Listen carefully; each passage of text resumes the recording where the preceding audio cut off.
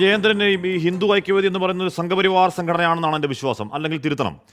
അതിൻ്റെ നേതാവ് R V Babu Facebook പോസ്റ്റിൽ ഇടുന്നത് മുഖ്യമന്ത്രിയുടെ കഴിഞ്ഞ വാർത്താ സമ്മേളനം ഗംഭീരമായെന്നും ഉചിതമായെന്നും എന്ന് പറഞ്ഞതാണ്. അന്ന് ആ വാർത്താ സമ്മേളനത്തിൽ മലപ്പുറത്തെ പറ്റി പറഞ്ഞത് ആർ വി ബാബുവിന് നന്നായി സുഖിച്ചു.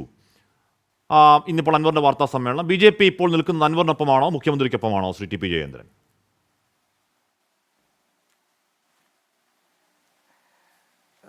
ഹഷ്മി, ഒരു കളങ്കിതനായ MLA കളങ്കിതനായ തൻ്റെ നേതാവിനെ കുറിച്ച് പറഞ്ഞ വാക്കുകളിൽ ആരുടെ പക്ഷത്താണ് ഞാനെന്ന ചോദ്യത്തിന് എന്താണ് പ്രസക്തി?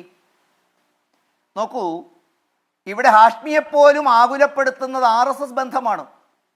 ദാവൂദ് ഇബ്രാഹിമിനോട് കൂട്ടിക്കെട്ടിയത് താങ്കളെ വേദനിപ്പിക്കുന്നില്ല.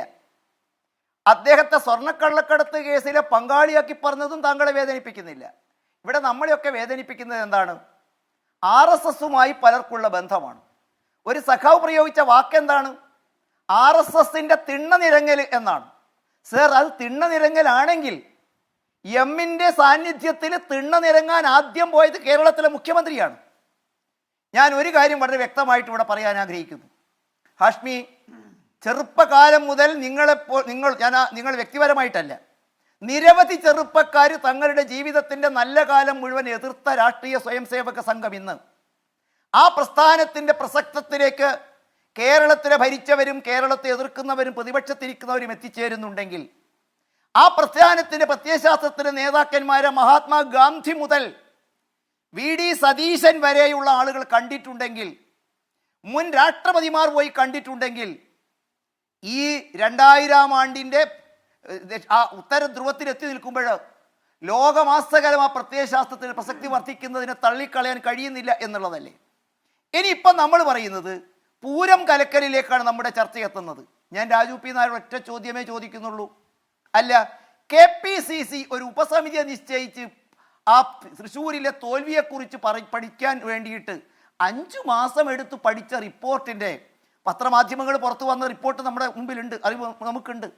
അല്ല രാജു P. നായർ, എവിടെയെങ്കിലും T. Siddique, KC Joseph, R. Chandrasekharan, ഇവർ പ്രഗത്ഭന്മാരൊന്നും അല്ലല്ലോ, 5 വർഷം ഗവേഷണം നടത്തി എത്തിയിടത്ത് എന്താ പറയുന്നത്?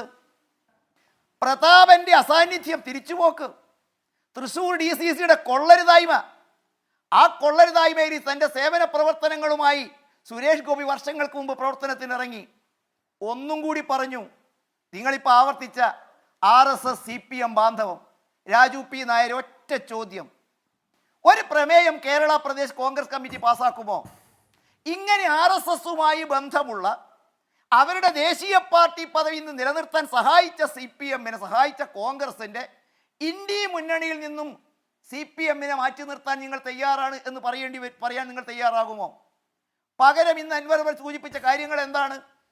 ഐസ്ക്രീം പാർലർ കേസ് മുതൽ, തിരുവനന്തപുരത്തെ രാപ്പകൽ സമരം മുതൽ, TP വധം മുതൽ, ജോൺസൺ മാവുങ്കലിൻ്റെ പുരാവസ്തു കേസ് വരെയുള്ള വിഷയങ്ങളിൽ പരസ്പരം ഒത്തുതീർപ്പായതിനെ കുറിച്ച് ചൂണ്ടിക്കാണിച്ചുവോ? ഇനി അദ്ദേഹം BJPയെ കുറിച്ചാണോ?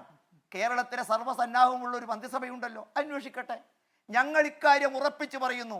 വർത്തമാനകാല കേരളത്തിൽ നിങ്ങൾ ഇരുകൂട്ടരും നടത്തിയിരുന്ന മാഫിയ പ്രവർത്തനങ്ങൾ, കള്ളക്കടത്തുമായി ബന്ധപ്പെട്ട വിഷയങ്ങൾ, അന്തർനാടകങ്ങൾ, ഇതൊക്കെ കൊണ്ട് കേരള ജനത മടുത്തിരിക്കുന്നു. ഒറ്റ ചോദ്യത്തോട് ഞാൻ ഇടതുപക്ഷത്തോട് ചോദിക്കും, എന്ത് യോഗ്യതയായിരുന്നു അൻവറിന് കോൺഗ്രസിൽ നിന്നും തിരിച്ചു കയറ്റിയിട്ട് ഈ നിലമ്പൂരിൽ വന്ന് മത്സരിക്കുമ്പോൾ ഉണ്ടായിരുന്നത്? ഏത് കമ്മ്യൂണിസ്റ്റ് പ്രത്യയശാസ്ത്രമായിരുന്നു അദ്ദേഹത്തെ സ്വീകരിക്കാൻ നിങ്ങളെ പ്രേരിപ്പിച്ചത്? ഒറ്റേ ഒരു ഉത്തരമേ ഉള്ളൂ, അദ്ദേഹത്തിന് കൈകളിൽ ഉണ്ടായിരുന്നത്. ഇന്ന് അദ്ദേഹം CPM കൊടുത്ത പാല് കൊടുത്ത് വളർത്തിയ കൈക്ക് കൊത്താൻ മാത്രമുള്ള ബലം അദ്ദേഹം സമ്പാദിച്ചിരിക്കുന്നു. പലരെ കുറിച്ചുമുള്ള പല കടലാസുകളും അദ്ദേഹത്തിന്റെ കയ്യിലുള്ളത് ഭയക്കുന്നുവോ? പിണറായിയെപ്പോലുള്ള ഒരാളുടെ കാറ്റൂരിവിടാൻ അൻവറിന്റെ അമ്പ് കൊണ്ട് തറയ്ക്കുന്നത് പിണറായി വിജയന്റെ നെഞ്ചത്താണ് എന്ന യാഥാർത്ഥ്യം നമുക്ക് അറിയേണ്ടി വരും. അനിവാര്യമായ പതനത്തിലേക്ക് കേരളത്തിലെ ഇടതുപക്ഷം. ശരി, ഞാൻ അങ്ങനെയൊക്കെ എത്താം ശ്രീ ജയേന്ദ്രൻ.